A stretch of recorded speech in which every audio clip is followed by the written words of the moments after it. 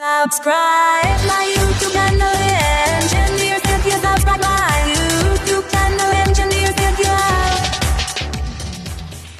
जय हिंद दोस्तों, स्वागत है आप सभी का हमारे अपने YouTube चैनल इंजीनियर सत्या में। आज हम देखेंगे फिर से फिजिक्स के 500 प्रीवियस ईयर्स क्वेश्चंस MCQ, जिसका ये लेक्चर नंबर 2 है। तो चलिए शुरू करते हैं। ब्रेक लगाने पर एक कार का मुख्य रूप से डैश बल के कारण रुक जाता है। तो जब हम ब्रेक लगाते हैं तो जो कार है वो रुक जाती है। किस बल के कारण रुक जाती है? तो वो घर्षण बल के कारण जो है वो कार रुक जाती है। तो इसका जो आंसर है वो घर्षण बल हो जाएगा। तो ऑप्शन नंबर जो है वो सी राइट आंसर हो जाएगा।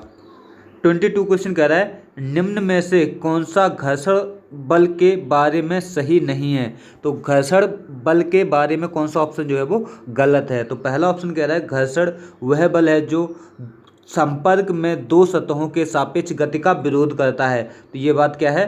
सही है। घर्षण वह बल होता है जो दो सापेक्ष सतह हैं उनके गति का आपस में क्या करेगा? विरोध करेगा, उसको घर्षण कहते हैं। ऑप्शन बी कह रहा है वह घर्षण बल जो किसी सतह पर चलने या फिसलने का कार्य करता है स्लाइडिंग घर्षण कहलाता है। तो ये भी बात ऑप्शन क्या है? सही है कि वह घर्षण बल जो किसी सतह पर चलने या फिसलने का कार्य करता है उसको स्लाइडिंग घर्षण या स्लाइडिंग फ्रिक्शन कहते हैं। क्वेश्चन ऑप्शन नंबर सी कह रहा है मशीनों में घर्षण ऊर्जा का अपव्यय और टूट फूट का कारण है।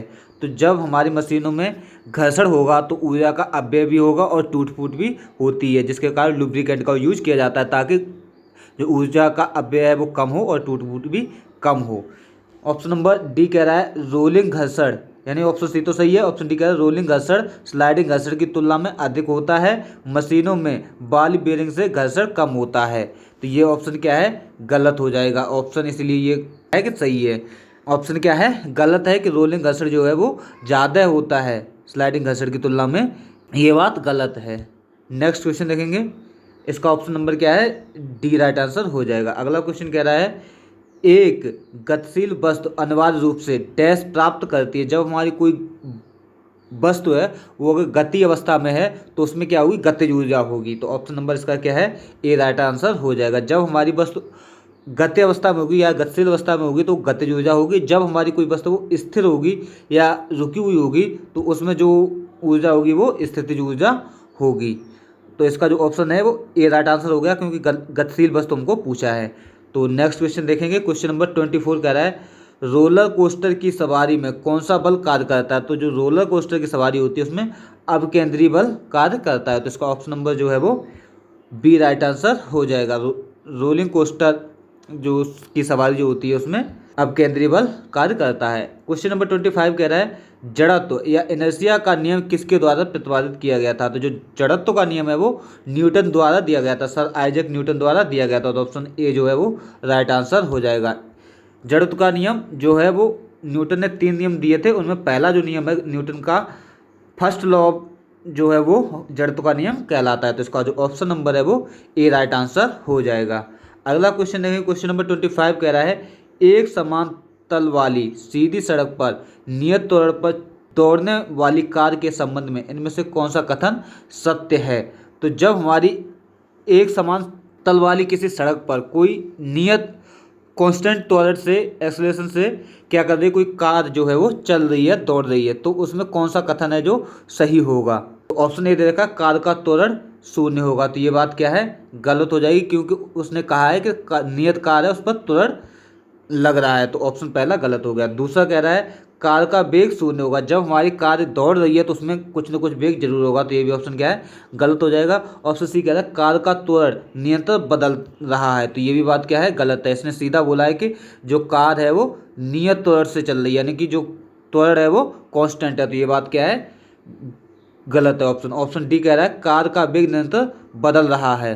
तो जो कार का वेग है ये ऑप्शन क्या है? सही हो जाएगा। ऑप्शन नंबर जो है डी राइट आंसर हो जाएगा। कार का जो वेग है वो चेंज हो सकता है, लेकिन जो त्वरण है वो क्या है? नियत है, कांस्टेंट है। तो राइट आंसर ऑप्शन डी हो जाएगा। अगला क्वेश्चन देखेंगे। क्वेश्चन नंबर 27 कह रहा है निम्नलिखित में से कौन सा एक वेक्टर मात्रा है, यानी कि कौन सी जो है वो राशि वेक्टर राशि है? सदिश राशि बतानी है। इन ऑप्शंस में से कौन सी जो राशि है वो सदिश राशि है। तो जो हमारी समय है ये अदिश राशि होती है, तापमान भी अदिश राशि है, दूरी भी अदिश राशि है, जबकि जो वेग है ये हमारी एक सदिश राशि है। तो ऑप्शन नंबर जो है इसका भी डी आंसर राइट हो जाएगा। जो वेग है, वेलोसिटी है, वो हमारी एक सदिश राशि है। क्वेश्चन नंबर 28 कह रहा है निम्नलिखित में से न्यूटन का कौन सा गति विषयक नियम लॉ ऑफ मोशन दीवार पर फेंका हुआ गेंद क्यों टकराकर वापस लौटता है के संबंध में व्याख्या प्रदान करता है। तो ये Newton third law of motion जो है वो ये कहता है कि प्रत्येक क्रिया की बराबर और विपरीत प्रतिक्रिया होती है। तो तीसरा नियम जो है इसका राइट आंसर हो जाएगा। जब कोई बॉल है दीवार पर फेंकी जाएगी तो जिस बल से फेंकी जाएगी उसी बल से वो वापस उसको फेंकता है या वापस लौटती है। तो ये क्या है, तीसरा नियम है न्यूटन का। क्यों लौटती है, क्योंकि उस पर क्या है कि रिएक्शन बल कार्य करता है उसी मात्रा में।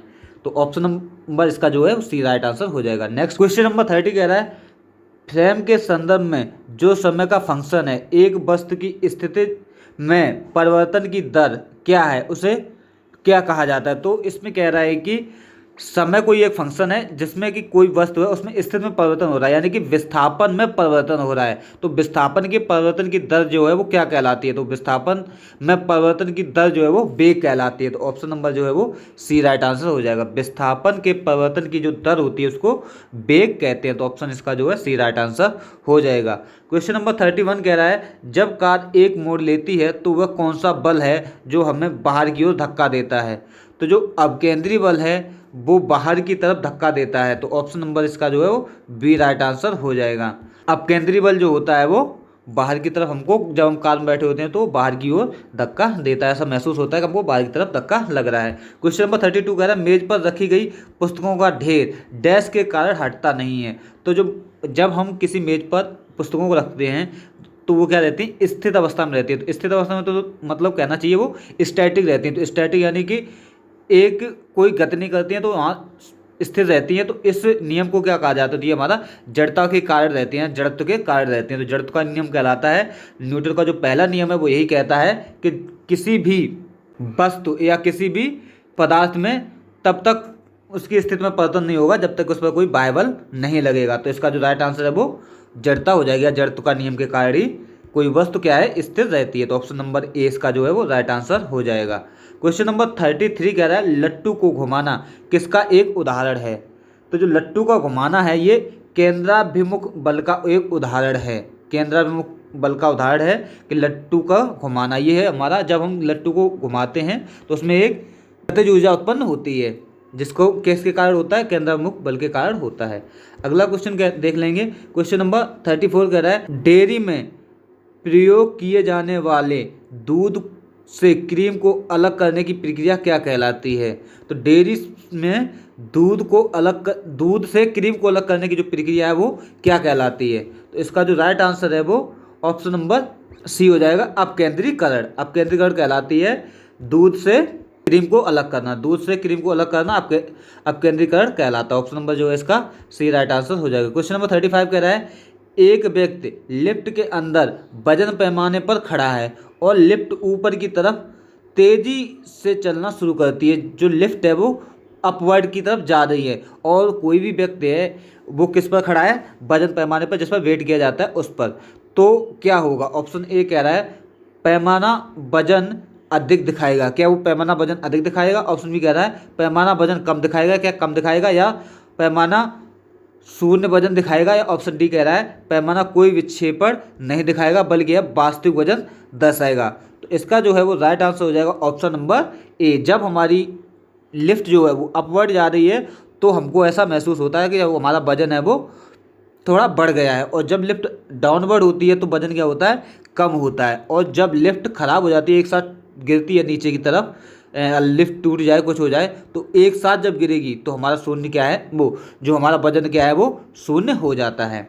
क्वेश्चन नंबर 36 देख लेंगे। वो कह रहा है निम्नलिखित में से गलत कथन को चुनें। गलत ऑप्शन चूज करना है, रॉन्ग ऑप्शन क्या है। ऑप्शन ए कह रहा है गुरुत्वाकर्षण जी पिंड के रूप, आकृति एवं द्रव्यमान पर निर्भर नहीं करता है। क्या ये बात सही है? ऑप्शन बी कह रहा है गुरुत्वीय त्वरण जी ध्रुवों पर अधिकतम होता है, या ऑप्शन सी कह रहा है गुरुत्वीय त्वरण जी का मान भूमध्य रेखा पर न्यूनतम होता है। क्या ये बात सही है? ऑप्शन डी कह रहा है यदि लिफ्ट किसी त्वरण से ऊपर की ओर जा रही हो तो पिंड का आभासी भार उसके वास्तविक भार से कम होता है। क्या ये ऑप्शन गलत है? तो इसका ऑप्शन सीधा हमको दिख रहा है कि जो डी है वही गलत है। अभी हमने बताया है कि जब हमारी लिफ्ट ऊपर की तरफ जा रही है तो हमारा जो भार है वो हमेशा हमको ज़्यादा महसूस होगा, या भार अगर वेट किया जाए तो वो ज़्यादा आएगा। तो ऑप्शन नंबर क्या है? सी इसका सही हो जाएगा। और बाकी जो ऑप्शन दिए हैं ए बी सी वो तीनों क्या हैं? राइट आंसर हैं। हमको रॉन्ग चूज करना था तो रॉन्ग जो है वो डी आंसर है। जो गुरुत्वीय त्वरण जी का मान है वो रूप, आकृति एवं द्रव्यमान पर डिपेंड नहीं करता है, और जो गुरुत्वीय त्वरण जी का मान है वो ध्रुव पर मैक्सिमम होता है और भूमध्य रेखा पर मिनिमम होता है। ये बात सही है। क्वेश्चन नंबर 37 कह रहा है पृथ्वी पर आपका वजन 38 किलोग्राम है, जो बुध ग्रह पर आपका वजन कितना होगा? तो बुध ग्रह पर जो वजन होगा वो 14.3 किलोग्राम होगा। तो ऑप्शन नंबर जो है वो डी इसका राइट आंसर हो जाएगा।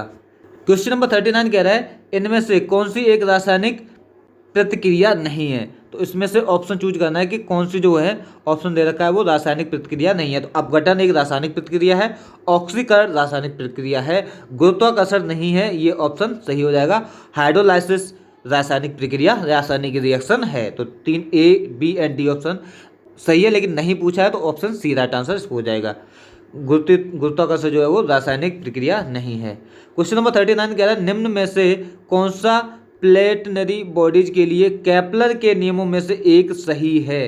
तो ऑप्शन पहला कह रहा है एक ग्रह का ग्रह पथ 2 केंद्र बिंदुओं में से एक पर सूर्य के साथ एक अंडाकार होता है। ये बात गलत है। ऑप्शन बी कह रहा है एक ग्रह और सूर्य को जोड़ने वाली एक रेखा खंड समय के बराबर अंतराल के दौरान बाहर बराबर क्षेत्रफल बनाती है। तो ये भी ऑप्शन क्या है? गलत है।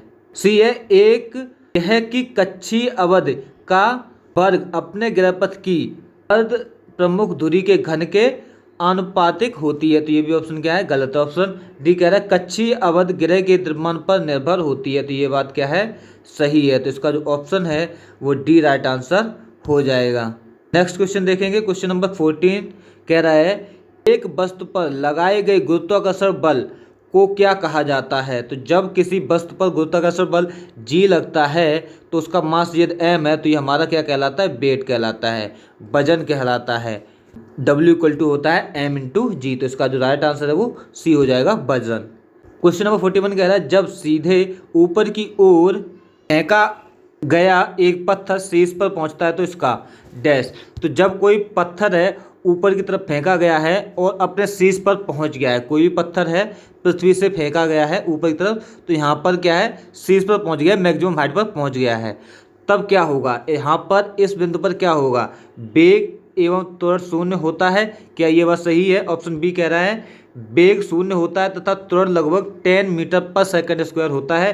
क्या ये बात सही है? या ऑप्शन सी कह रहा है वेग लगभग 10 मीटर पर सेकंड होता है तथा त्वरण शून्य होता है। क्या ये बात सही है? ऑप्शन डी कह रहा है वेग लगभग 10 मीटर पर सेकंड होता है तथा त्वरण का मान जो है वो समान बना रहता है। क्या ये बात सही है? तो इसका जो राइट आंसर है वो ऑप्शन नंबर जो है वो बी हो जाएगा। जो वेग का है उसका जो मान है वो 0 होगा, यहाँ पर v का मान जो है वो 0 होगा, लेकिन जो गुरुत्वीय त्वरण है पृथ्वी की तरफ लगेगा नीचे की तरफ, g का मान जो है वो 9.81 होता है। वो हम मान सकते हैं लगभग 10 मीटर पर सेकंड स्क्वायर के बराबर होगा। बाकी ऑप्शन क्या है? गलत है। क्वेश्चन नंबर 42 देख लेंगे। वो कह रहा है अंतरिक्ष यान के अंदर अंतरिक्ष यात्री डैश वजन महसूस करता है। जब कोई अंतरिक्ष यान पृथ्वी से अंतरिक्ष की तरफ जाता है तो उसमें कोई अंतरिक्ष यात्री बैठा है तो उसको क्या महसूस होगा? उसका वेट। तो जो अंतरिक्ष यात्री है उसको अपना जो वजन है वो 0 महसूस होगा। तो इसका जो राइट आंसर है वो option number C right answer हो जाएगा। 0 वजन महसूस होगा किसी भी अंतरिक्ष यात्री को जब वो अंतरिक्ष यान में बैठा होगा।